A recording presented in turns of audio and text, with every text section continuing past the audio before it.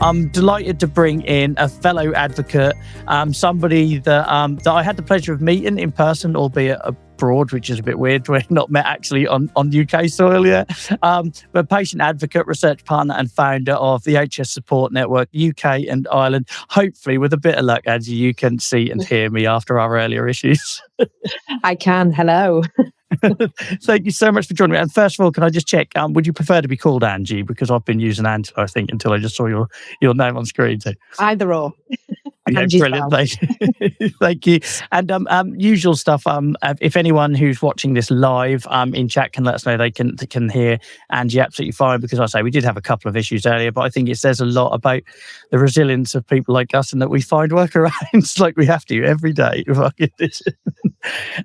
So anyone who hasn't come across your work or yourself on social media or anything so far, do you want to just give us maybe a sort of an overview of who you are, Angie, and then we'll deep dive into the advocacy stuff.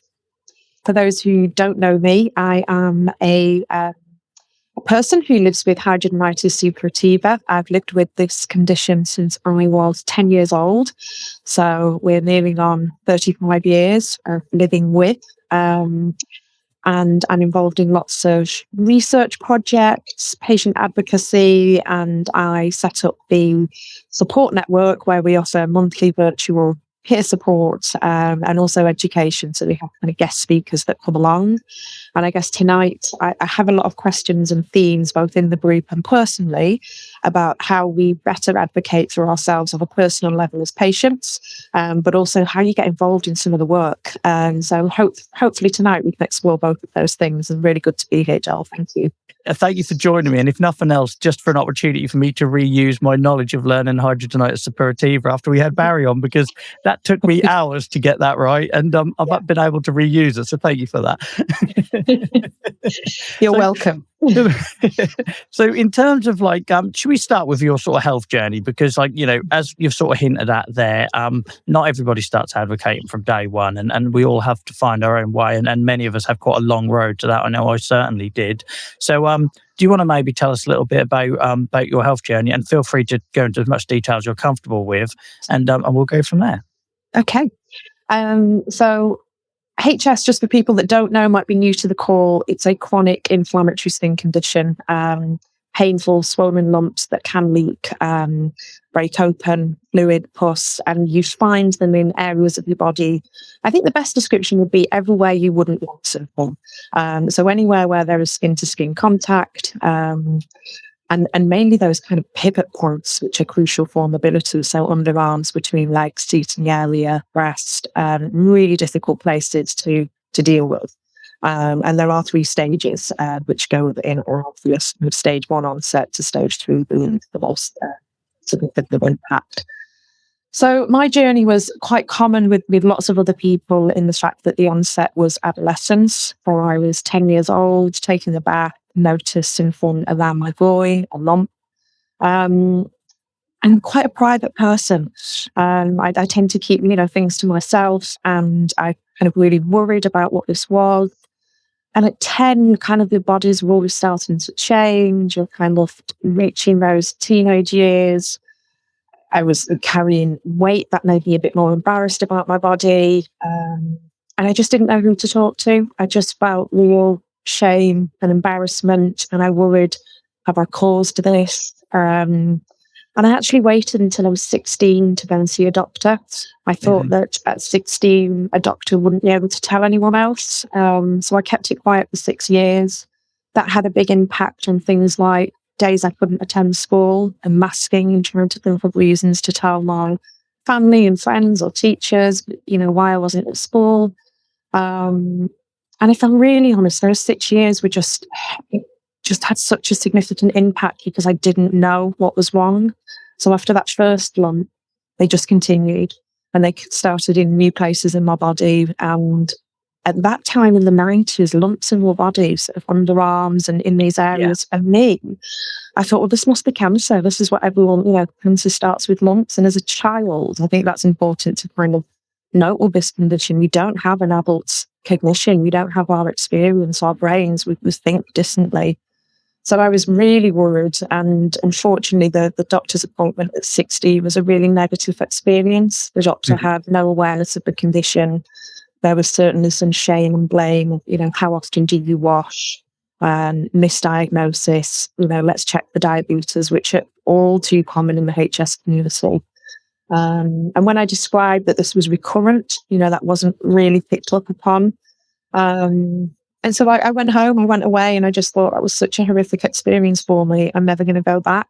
And I think, again, what's quite unique about HS is because of those areas, when you're examined, you're literally asked to be completely naked because there isn't, so it's bottom half, top half, everything off.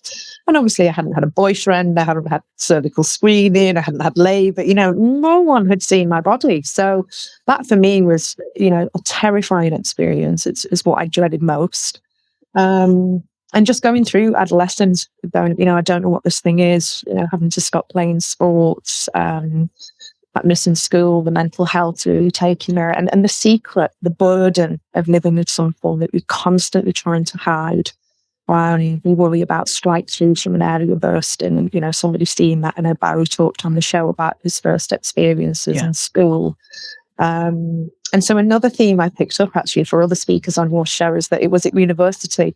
Oh, that comes up so much. That was my experience as well. It really comes up so often, and it is obviously a big defining thing, but it's amazing how much long-term health conditions just blow up at that point as well.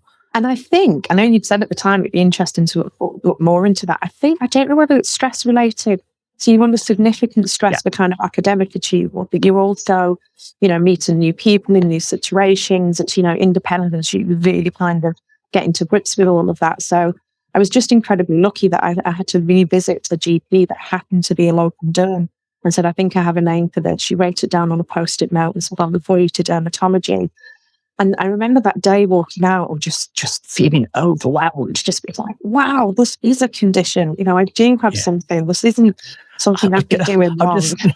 I just want to pick up on that because that is exactly the same overwhelming sort of feeling I had in that I'd been gone so long without a label, I kind of felt a fraud by that point. So then you get an answer, and I didn't really know what to do with that information. You know what I mean? Yeah, absolutely. And I think the overriding feeling on that was great. I'm going to get fixed. Get me to this dermatologist. Let's see what we can do. And again, I think still that kind of teen adolescence thinking, if I have a diagnosis, I'll go to the doctor or the hospital, and they'll give you something that will fix things. So there was a huge journey then of having, coming to terms with there isn't a cure for this. We can't just fix you. And that was, I guess, the step of a next journey. But still at this point, I haven't told anyone at all. So it's been 11 years and I just kept quiet. I just made excuses of going on holiday, swimming, or not having relationships, or I just did everything and anything I could to mask that there was anything wrong. And probably went overboard on trying to be glamorous, or the clothes I wore, or other things just to try and divert. So, is there something wrong with me? I can relate to so many bits you're saying there, and things like the first time being seen naked. I was the same. They used to wheel in a load of student doctors to poke and prod me, but you were doing it with no clothes on from the waist down. And I was sort of 12 to 14 years old. I was just uncomfortable, but the one I really wanted to go back to was like the hygiene thing, because as a teenage boy with psoriasis, it was exactly the same things that were thrown at me, that you need to wash more, or you need to do this, or you need to do that. And people don't appreciate the mental impact that has and how it can also stick with you for life. So now, and this isn't about me, but I'm just trying to give an example. It's like, as somebody with something like inverse psoriasis and them similar areas that you can get HS, and I think that's why HS sort of like resonates with me. Now every time I have a flare, I think I smell. And you don't get that so much with psoriasis, like maybe perhaps other conditions, but it's because at some point a doctor planted that seed that it was hygiene, Yeah. And you feel, as someone coming to terms with this, you feel dirty. You feel, as a child, you see what's happening to your body and as a teen, and it doesn't feel good. You initially feel quite disgusted with what you might see. And I think the nature of HS also means that some really simple things that we take for granted on a hot day, you will wear deodorant, you put possible on under your arm. can't do that if they're upon COVID wounds. Yeah. You will wear in hot weather sleeveless dresses, shirts, tops. We won't do that with HS, and we really struggle to get dressings to stay on in the heat. So there's lots of things that build into that, and lots of people in the HS community do report an odour from the HS areas. So there's a very real.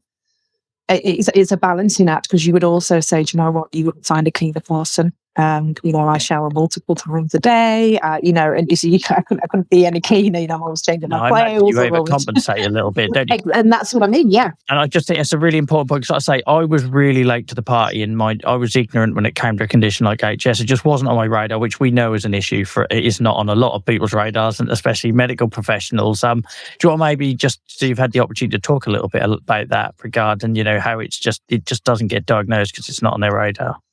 Yeah, so originally it was a 10-year diagnosis gap from people first presenting finding symptoms to getting the diagnosis. That's recently come down to 7 years, which I think Barry touched on when he was on the show, that 50% of the research into HS has happened since 2020. So in the last 4 years, which is insane when you think this has been around since the 1800s.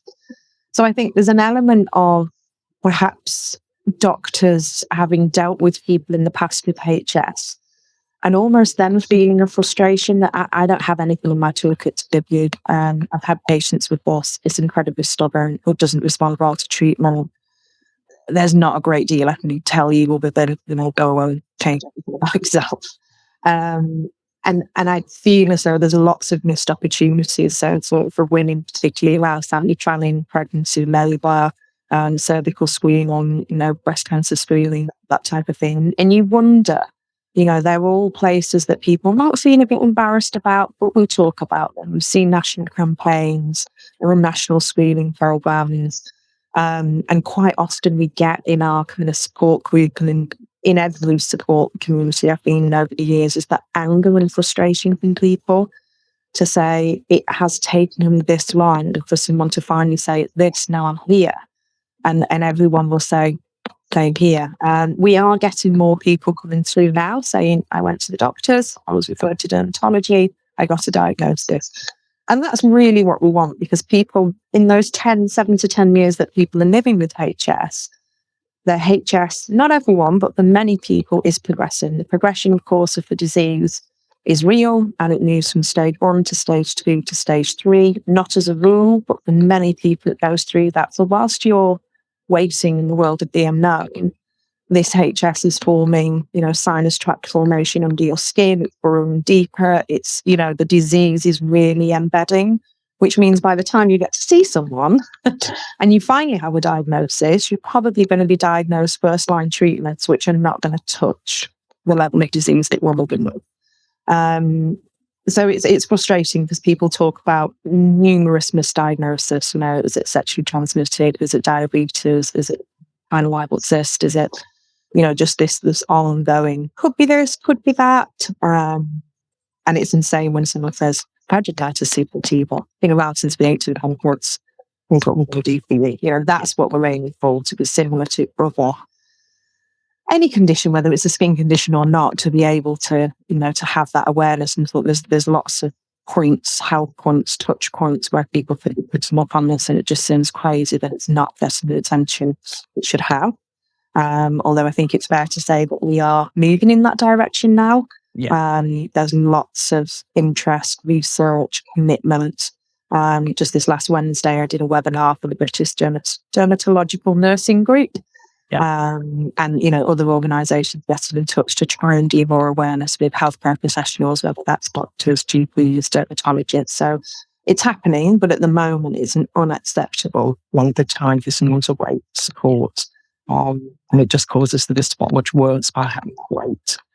Yeah, and it might not feel progress when you're living it and buried in the advocacy side of it like you are, but I must admit, in the short time that we've known each other, it just seems to be on the radar now. Like, I'm not saying it is on the ground, like in terms of in doctors' offices and things like that, but in terms of like industry interest or what you see on LinkedIn or whatever that might be, suddenly it is a topic that is talked about after hearing nothing about it for most of my life. So you're doing great work. Don't take anything away from the noise you're making, because that's where it starts, isn't it? It's about drumming up enough noise for people to then ask questions.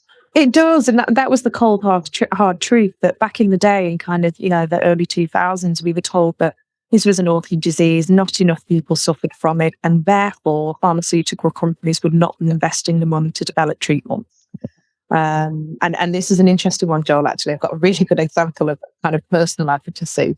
I was under a surgeon. The surgery has become just part of my management, whether it's planned or emergency. And I had this particular surgeon who had what I would say in some ways was a typical surgeon's bedside manner. Mildly, he wasn't the best. And I said to him, well, what about this treatment? And what about doing this? And I've read the D-list of America. And his write-up, when you get the kind of notes afterwards at the consultation, said, Angela remains delusional about hope for a cure for this condition. Jeez. And I remember sat at home and opening this letter and crying, like really sobbing and going, delusional. And I think it was probably my first really good example of advocating for myself. Like I kind of quickly got online, drafted a letter that said, dear Mr. Surgeon, I was unaware of your mental health qualifications and the ability to, I'm only laughing because it's shocking. I'm not taking anything away from your situation. Delusion is a state of mental health. I didn't think as a dermatology surgeon you brought them a position to label me as delusional. And I've yet to find one that prioritises the mental side of living with these conditions. Yeah. But I was like, this is going on my record that I'm delusional, and I don't know why, but it just really struck a chord. It really offended me that you'd made a statement or a judgment about our mental state. And I said to you, in this letter, with the greatest respect, in 1990 when this first started, there wasn't really any treatments. But since then, we have, at that point, I think we had intriximab, the first biologic that people were trying, and there's a combination antibiotics. I was like, none of these things existed when I first started out. And I said, and I will make it my business in the next 10 to 20 years to do anything I can to make sure there are treatment choices. I said, I would really appreciate if you could strike the record of what you'd said. Yeah. And he wrote back. And what I said, what you're doing here is taking away hope, and hope is all I have. And I know that it's chronic, and I know that it's stubborn, and I know that I have to believe that something's going to get better. And bearing in that mind, my mental health is at an all-time low. Harm was an issue, suicide ideation. I was really at rock bottom. So for somebody to take that hope away and say you're delusional, that anything is ever going to help you, it really kicked me into, hang on a minute, maybe that's not the case. So let me see what I can do about that. So, that's a really good point, though, because language is so important, especially when it comes to skin conditions and those sort of visible things that carry that mental burden, and it can make or break someone. It was essentially conversations like that kickstarted my advocacy, but it took 10 months of me going down a really dark path before I got that fire lit under my belly to push back a little bit. So I don't think people appreciate how dangerous language like that is. And obviously it's been the making of everything you've gone to do, but it can so easily go the other way, especially when we're already at, like you say, rock bottom when we're having these conversations, aren't we? Yeah. And I think I have to kind of pay dues to my friends, my family, so everyone around me for at least a decade. I was just angry. I was really angry at the way people were treating me. I was really frustrated that there weren't more shared decision modes, more accountability. As I'd walk into a room, someone would talk with the 10 minutes about treatment options, probably berate my lifestyle and practically on my way. And I was like, this isn't helping. Where's the conversation about how I'm managing open wounds? Where's the conversation about how I'm dealing with my pain? Where's the conversation about how are you? I was like, I accept that you might not have some really great treatments, but nonetheless, I'm still having to live with on a daily basis. So I think it led to kind of just sparked a fire in this and being kind of this mouse in the corner with I'm solving things totally to, and that had started when I'd started to resonate. I joined I think it was in 1998, maybe, an online Yahoo email-based support group. Right, First experience of meeting anyone with HS. And I was just dumbfounded that we all had the same experience, that we all felt as though it had some really opposite interactions on and being told to just get on with it. I had a really negative, my first dermatologist wasn't a pleasant person. And they just continued to just fire this messaging at me, well, if we didn't do this, if we didn't do that, and went away, just forgetting that this is an autoimmune inflammatory disease. I didn't catch this, I didn't cause this, I didn't, I happen to have this, and just like anyone else, I deserve some treatment. And I think that's become clearer as I've developed other comorbidities. The difference between being diagnosed with something commonplace, such as, say, diabetes, for example, you're immediately on a health awareness program. You have annualized food on your foot, spoon or falls, more treatment you use. It's amazing. Exactly. Yeah. And you go, why is this feeling so different? And I do acknowledge that for some of it's, because professionalism is frustrated as we are sometimes, because we're so affected and upset by this. We also go in with some of that anger and frustration, and I'll get how that, we don't end up working in partnership. Things are changing. so it's like turning the Titanic, but it's getting there. And but I wanted to just ask you, is like, how did that, and I'm going to try and ask this in a non-leading way, is like, how did that relationship with that dermatologist early on shape your relationship with your condition, like the way you perceived it? And I'd be interested to know. Hugely. I think because at that point, there's very little information available anywhere else. So she was my guru, she was my font of knowledge, and I would really just hope and wait to have this 10 minutes with this woman that I use. It's just not going to be recognized to me. And I took that away with myself. I was a bit like, and that's the cycle I think that HS gets in. So you have a condition that is incredibly painful, that's in pivot points that affect your mobility, and there's nothing you can do about it, and your mental health becomes lower. So then things like, I'm not or you get into this cycle where you should just go swimming. Swimming, I don't know why, but swimming is something they love to recommend. And I always do. Every rheumatologist does as well. Do they? Is it a common thing? So it just makes me think, are we in the same room here? Are you aware that I have chronic open wounds in all of these places, and actually going into public and going into there couldn't be anything worse you could suggest for me. It's the same with psoriasis, and the fact that you really want to be dipping yourself in chlorine when you got psoriasis. No, it's good. It's like gentle exercise. It can be good for you. It's like, what? Sorry, you're talking to someone behind. So it gets really frustrating, and you carry that home and just think. And the difference is, I think I ended up again going, I'm just not going to keep seeing this woman. In my head, she was probably the only dermatologist in the region, and I had to see her. And I got to this thinking, I don't want to see her. And I wrote a letter, and I just said, I've read some things. I've read that I haven't caused this. Yada, yada. And I don't want to see this consultant as the only other consultant I would be able to see. And the next thing I knew, I just had a letter that said they've scheduled with this consultant.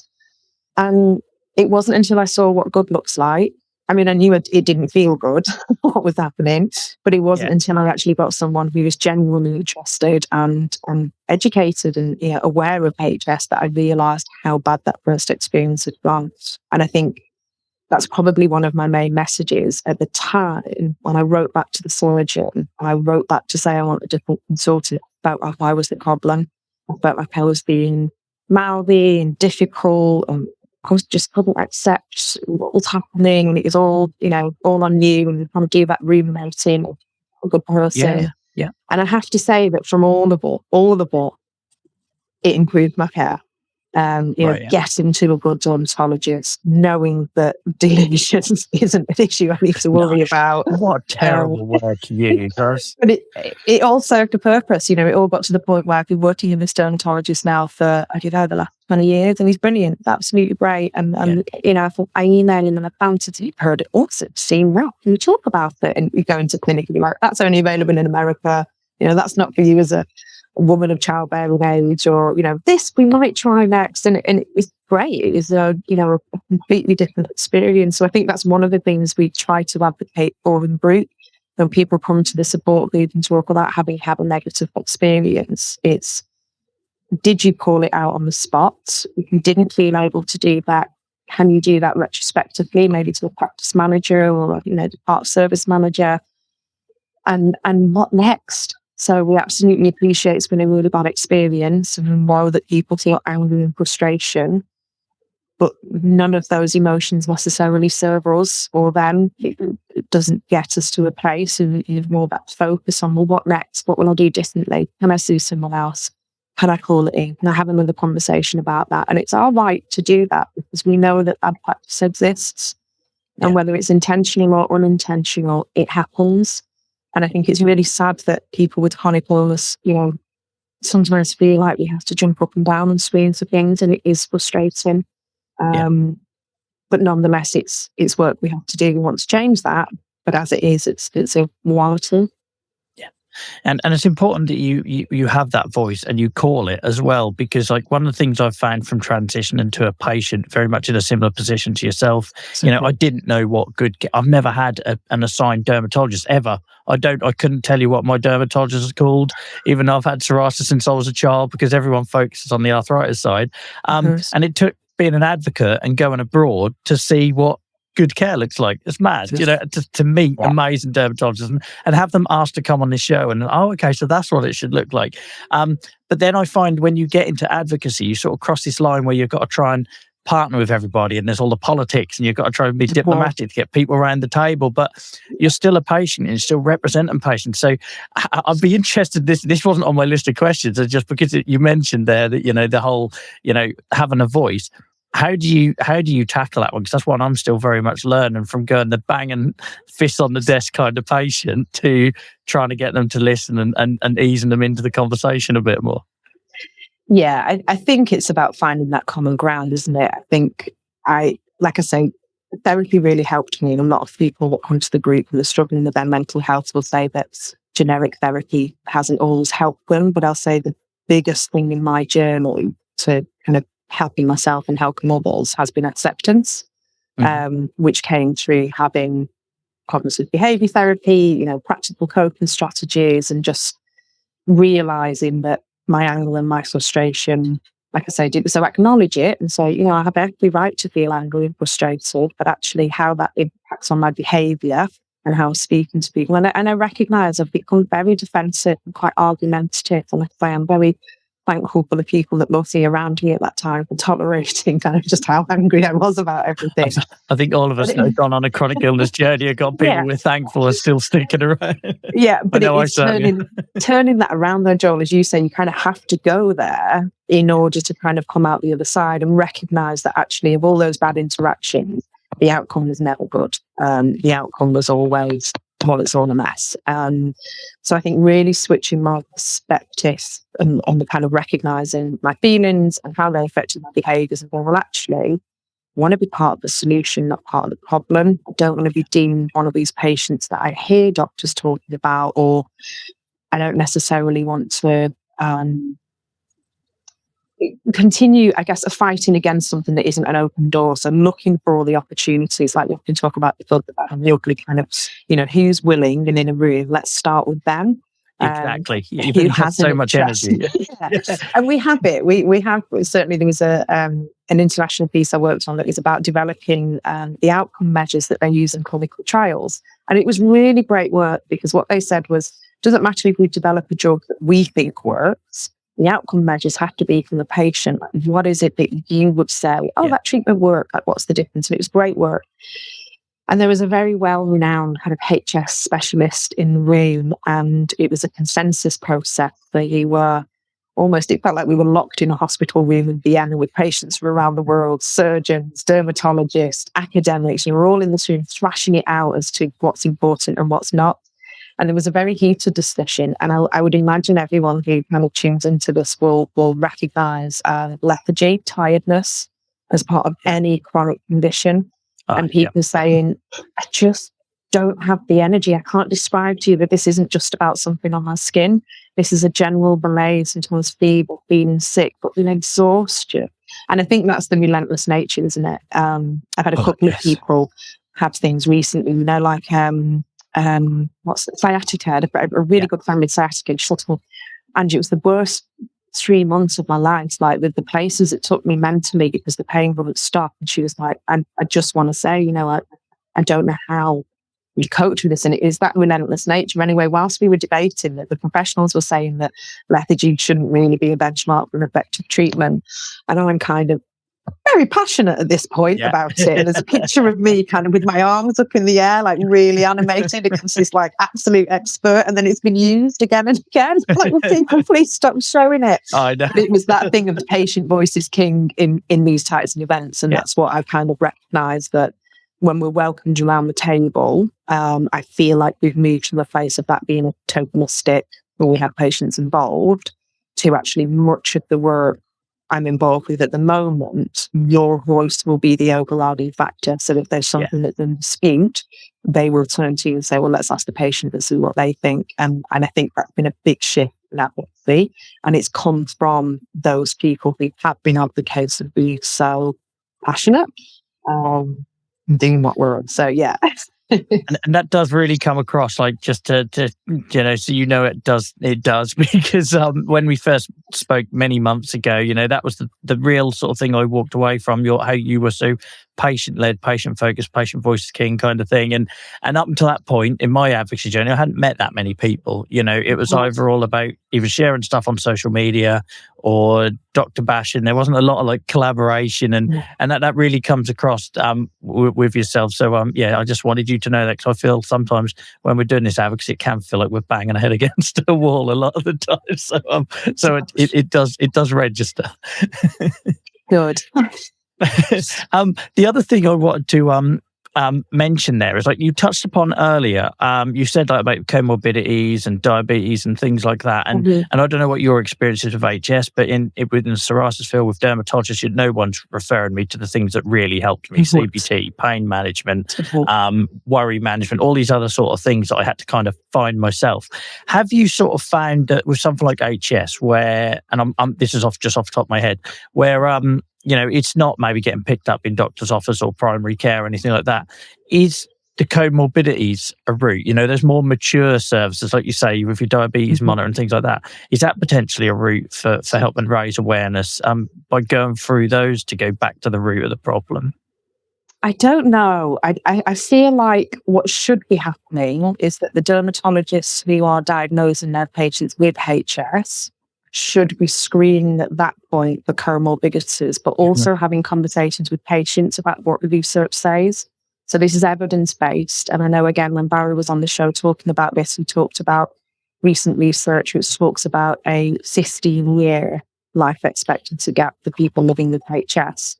And that for me was really difficult to take and to absorb and to realise that something which I thought was a skin condition, but that it would have that level of impact on life expectancy. And I think that's why research is so important. So we have that now to talk to our doctors about, but we're questioning why are those doctors then not asking those questions about, let's be sure, how are you coping with the mental health? How are you coping with weight management? There's lots of lifestyle conversations that doctors will tell me, we're just not trained in, smoking cessation or weight management. Well, you really know how to approach those conversations. And they're saying, no, it isn't your job to fix this, but as a human to human, you can have a conversation with someone that doesn't leave that patient feeling blamed and shamed. So we get lots of people saying, so I came out and I, went and went to, buy a pasty and a packet of cigarettes, because that's how terrible they felt. It's making it worse. But asking the questions or being, I guess, evidence-based and saying to people, the reason why you talk about smoking in HS is because smoking will have a significant impact on the skin's ability to heal. Listen, talk about efficacy of medication for smokers. Why we talk about weight management, it certainly isn't a cause, but it can aggravate some symptoms. What things have we tried before? Would it be helpful for us to do referral to professionals to try and help you? The anxiety and depression, is really common, but just not asking those questions. And I understand it. It will open an absolute floodgate. For someone who's living with, sleep apnea, diabetes, hypertension, migraine, all of those things, I don't think there's anything I'd have from a health perspective but I don't believe the root cause is within the HS one. Mhm. It's all linked, and it was all just add on, Yeah. add on. Yeah. And you think, well, where does that go? And actually where that goes is into cardiovascular issues, which is where the life expectancy stuff happens. Yeah. So, and that's why advocacy is so important. So within our support groups, we have an annual flyer. We ask patients what we want to hear about, and we bring in guest speakers who are talking about. So Dr. Eleanor Chapman, who does up, comes and does our session on Amazing emotional lady. health and well-being. Her session is brilliant. We talk about lifestyle things in a really comfortable and formal way. And the thing with HS is that it's different courses for different courses. What works for one, you can have someone over here going, I did this with my diet and life is wonderful. And someone else tried that. It worked for me. So it's difficult for people to know what to do.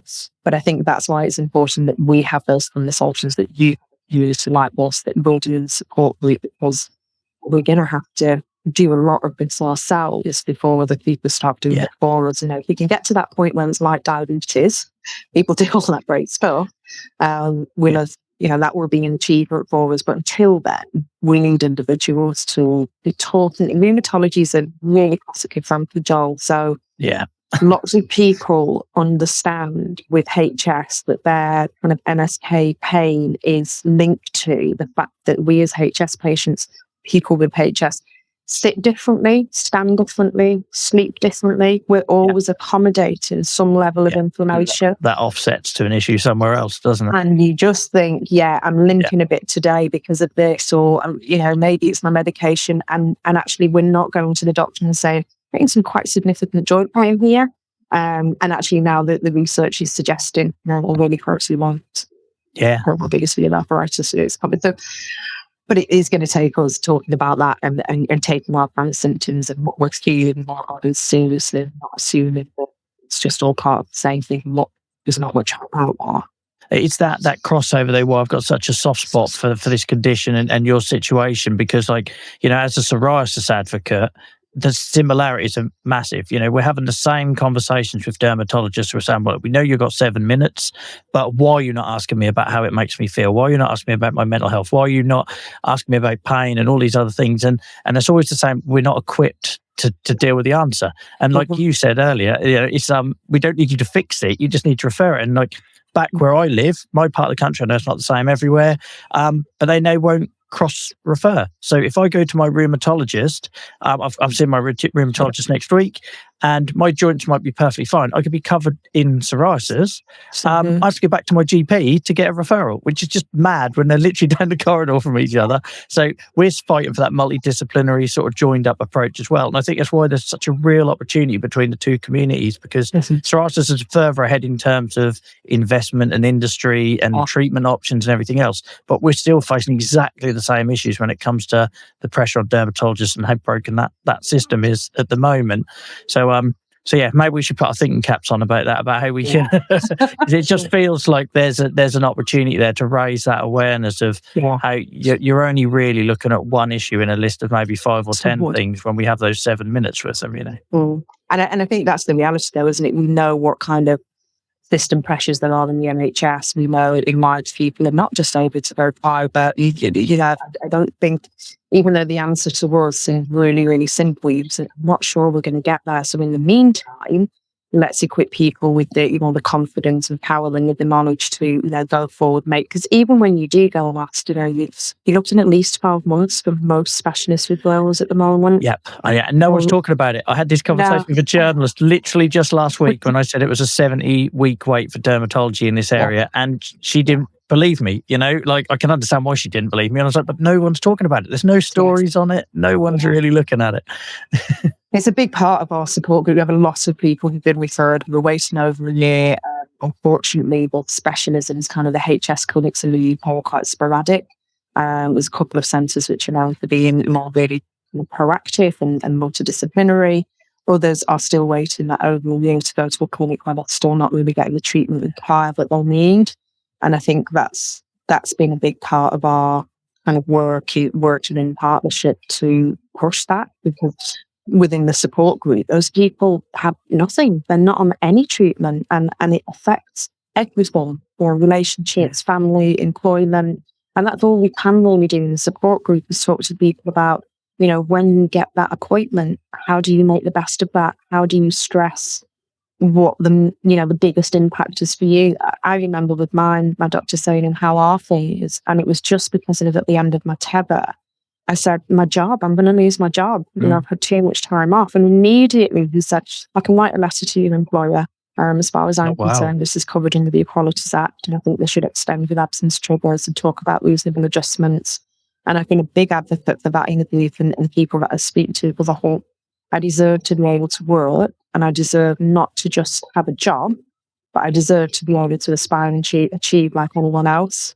And I've really kind of fought with that. I've had, union representation, legal tribunals, places where they've said, please take this through, because if we win this, we get to change the rules for the whole organisation, which is affecting around 300 people on capability or disciplinary. And it's about having those conversations. I remember saying to HR, I wish I had the confidence. It was appropriate for me to lie on the table in this meeting and to take my clothes off and to show you what I live in on a day-to-day basis. And if I could do that, I'll guarantee you your tone will change. And you can't fix me by giving me reasonable adjustments to be well and never take time off, because that was the angle was, so well, if we do this, this and this, you'd be okay in work. No, this will require time off. And when it comes to surgery, significant periods of time off. And I'm quite ferocious, because I just think being part of society and having an income and a livelihood, it's really important stuff.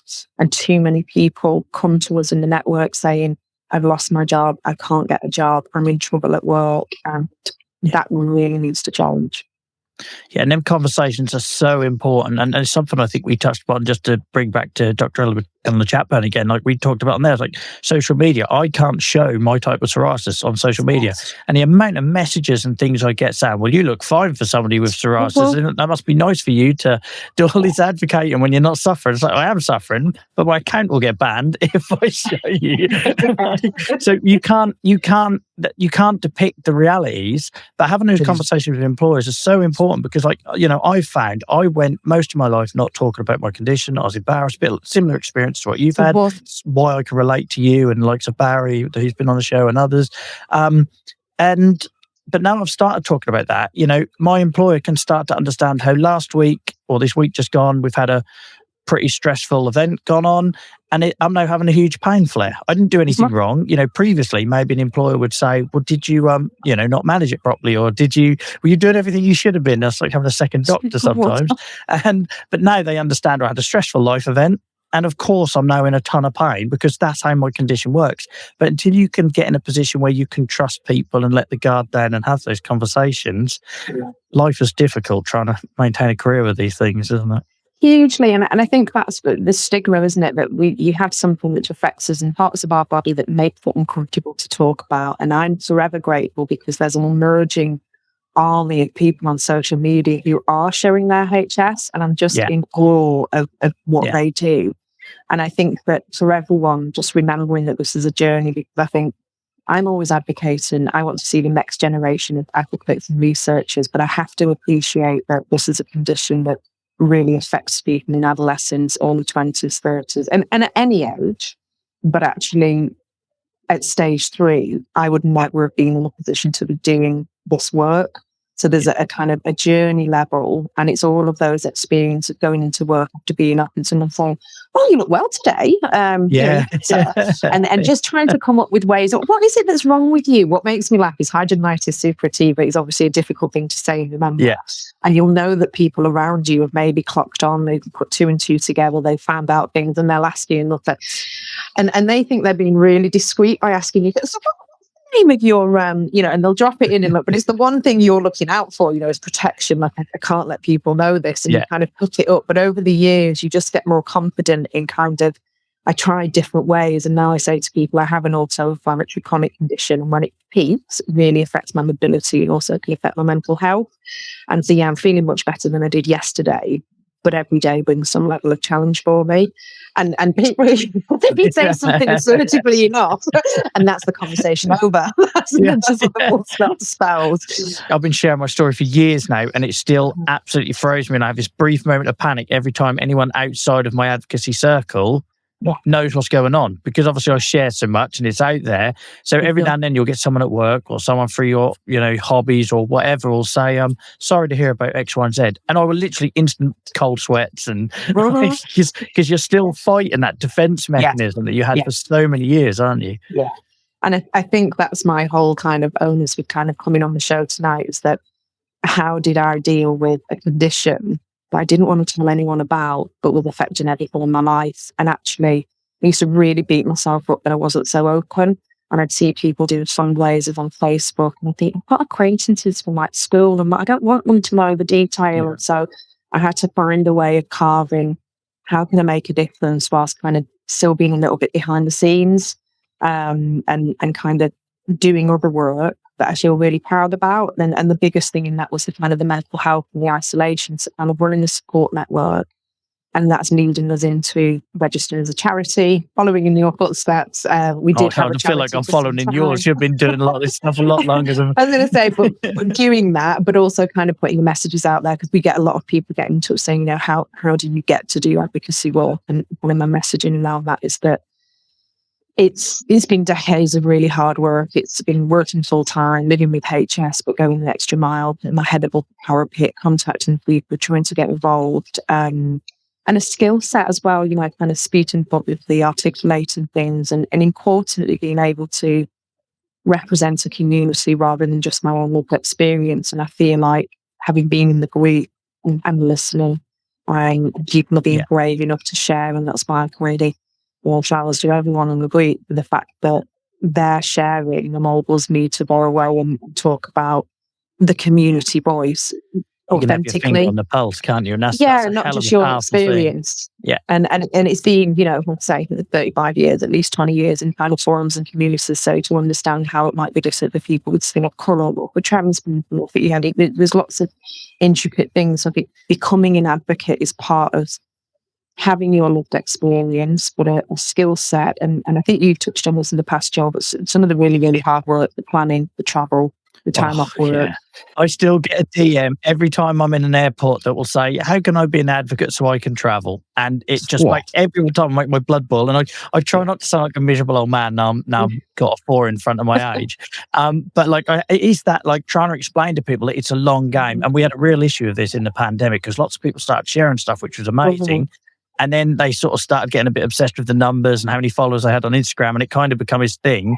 And trying to get across to people, it's such a long thing, because there comes a point where people are looking to you, and it terrifies me as much as it's a privilege. And people are looking to you. People have talked about Barry a lot. People look to him, and there comes that point where you realise you are carrying that collective experience, and then you've got to do something with it.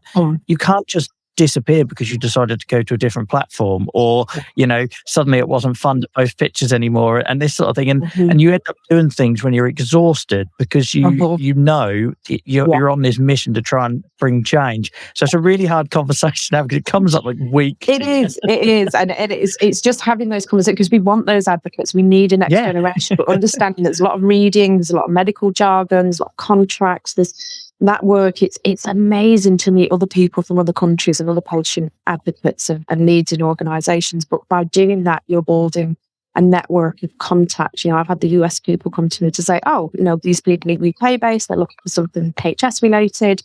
Similarly with industry partners, some work is paid, some work is not. But it's about building a reputation, and that happens over time. So having lived experience in a patient story is really crucial, and will always find value. And everyone's advocacy journey will be different. I think my experience has been, it's more a combination of kind of bloody hard work and trying to, fine tone some of that, capturing an audience, opening to something powerful, and doing all of that sort of stuff. So, but I think wherever people are being advocate, whether it's for yourself or for your community, keep on keeping on, and it feels tough, because it is tough. None of this toxic positivity. Great. Shout to the roof. It is really, really hard. Whether you're just advocating for yourself in the doctor's office, or you really need to on behalf. And that's what I look for in our groups. I look for the people that contribute and ultimately sharing to others, that are dropping those messages. I'd love to be more involved. I do a lot of call outs for users, so there's the world to know. It's the people that consistently engage with stuff. That's super. And that should be a brilliant place to end it. But I did want to just ask one more thing in terms of like, you've shared so much. I'm really grateful. I'm conscious of your time. But I just wanted to give you an opportunity to just sort of like really sort of sum up how advocacy has helped you in terms of, we've talked a lot about what you do and the amazing stuff you're doing and how people can get into that. But how has that helped you manage your condition? We've touched upon it a little bit, but I'd like to give you that opportunity just to really wrap up the change it's had. Yeah, big question. It's taken me from, I guess, living with a real Robinson secret that I just couldn't see a way out of, on accessing therapy, meeting other people, led me to these advocacy opportunities. And I think on a personal level, advocacy has brought me the treatment and care that I deserve and that everyone should be having. It kills me when I hear of these negative experiences and nothing is done. People just need to be heard. We need action. I think that's what will change some of it. And the broader advocacy work will kind of the benefits that it's brought in terms of seeing other countries and kind of realizing it's that kind of karma, that swinging doors, isn't it? If you give something, you will get something back. And that by doing the advocacy work, it gives me hope that if, for example, a child in the next generation, one of my colleagues' children is unfortunately not to be diagnosed with HS, my dream goal is that their experience is valid up front, that there is mental health support, that it has good care, goal management, and effective treatments. And I feel as though the range of projects that I work on, I'm probably doing something for each of those, which just helps me go, okay, it wasn't there for me. I had an extremely long and tough journey coming to terms with things that is quite damaging, but I'm really proud to say that it is possible to get on the other side of that. Couldn't fix it, but hopefully I will have done something that makes a difference for the next generation. Yeah. Beautiful answer. Thank you so much. I was hoping you'd bring something out of your pocket like that. So thank you so much. And also, do you want to just tell people where they can find either you or the group you talked about if they do want to get support? Yes, so we are on Facebook as the HS Support Network UK and Ireland. We're on Instagram as the _HS Support Network between the words. Or you can email us HSSN UK and Ireland at outlook.com. Really sorry, there wasn't many available names.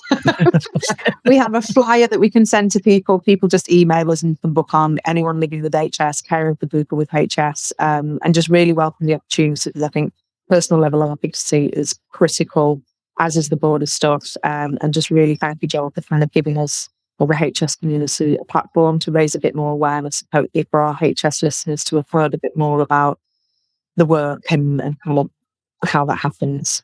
Yeah, any time. Like I say, I've got a very big soft spot for HS. I see a lot of overlaps and similarities. We're fighting the same fight in many respects, albeit you guys sort of facing a bit. I think you're a bit further probably down on the mountains with that challenge in terms of like people just not really recognizing it yet. But you're doing amazing stuff, and I really appreciate it. And you're welcome back anytime, Angie. And thank you so much. And I will, for anyone I should say listening to this, the links for what Angie mentioned will be in the show description. For people that are watching this live, I'll pop them in chat shortly. So thank you so much for joining us.